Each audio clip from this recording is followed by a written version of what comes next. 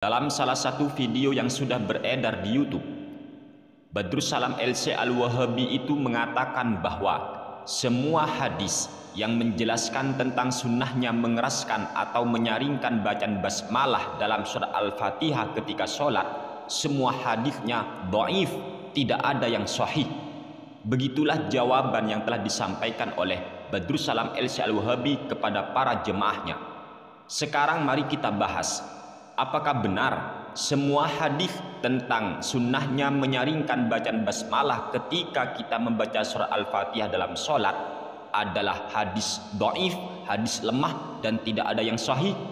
Dalam hal ini, Imam Al-Hakim, seorang ulama yang pakar hadis, beliau menjelaskan, beliau meriwayatkan sebuah hadis dalam kitab Al-Mustadrak ala Sahihainnya.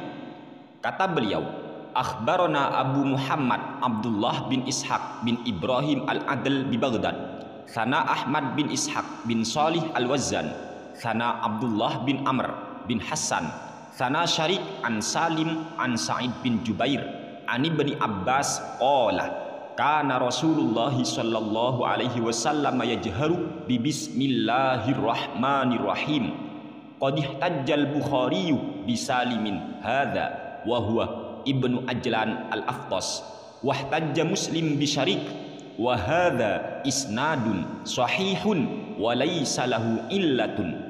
Artinya, mengabarkan kepada kami Abu Muhammad Abdullah bin Ishaq bin Ibrahim al-Adl di Baghdad, menceritakan kepada kami Ahmad bin Ishaq bin Salih al-Wazzan, menceritakan kepada kami Abdullah bin Amr bin Hassan, menceritakan kepada kami Syarik dari Salim, dari Sa'id bin Jubair, dari sahabat Ibnu Abbas radhiyallahu anhuma.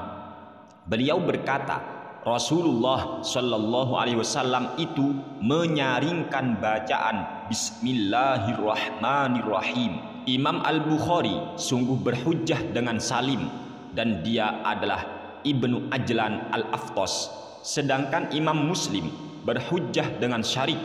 Maka hadis ini sanadnya sahih dan tidak ada illat di sana.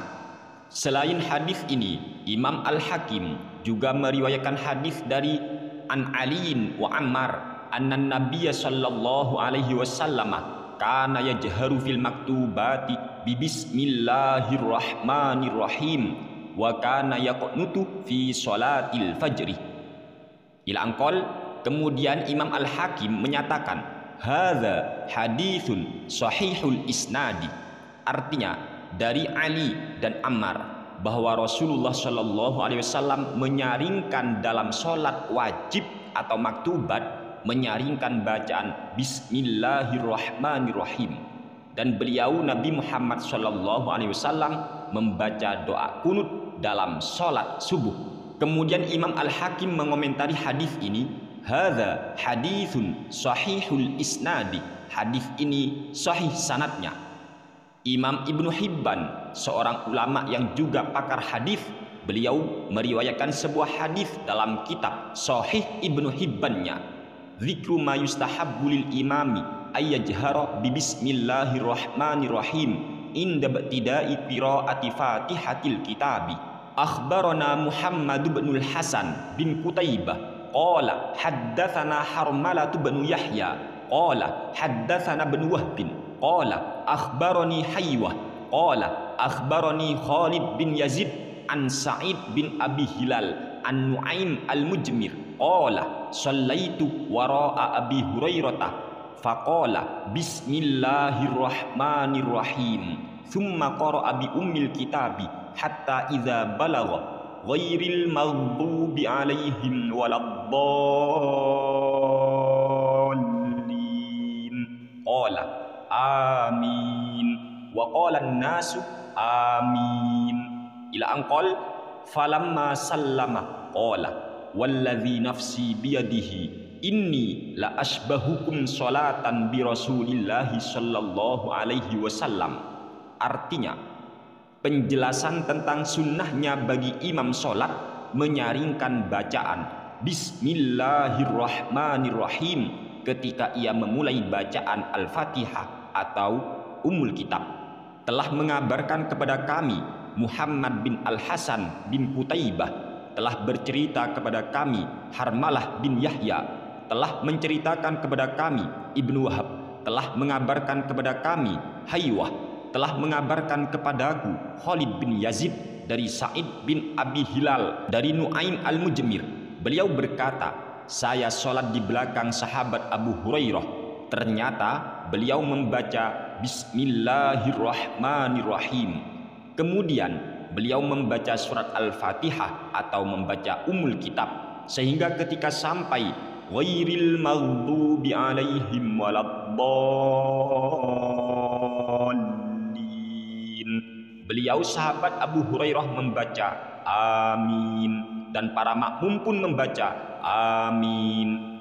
Ketika sudah salam, beliau yaitu sahabat Abu Hurairah radhiyallahu taala anhu, beliau berkata, demi Allah yang diriku berada dalam kekuasaannya, sungguh aku adalah orang yang sholatnya paling menyerupai atau paling sama dengan sholatnya Rasulullah Shallallahu Alaihi Wasallam.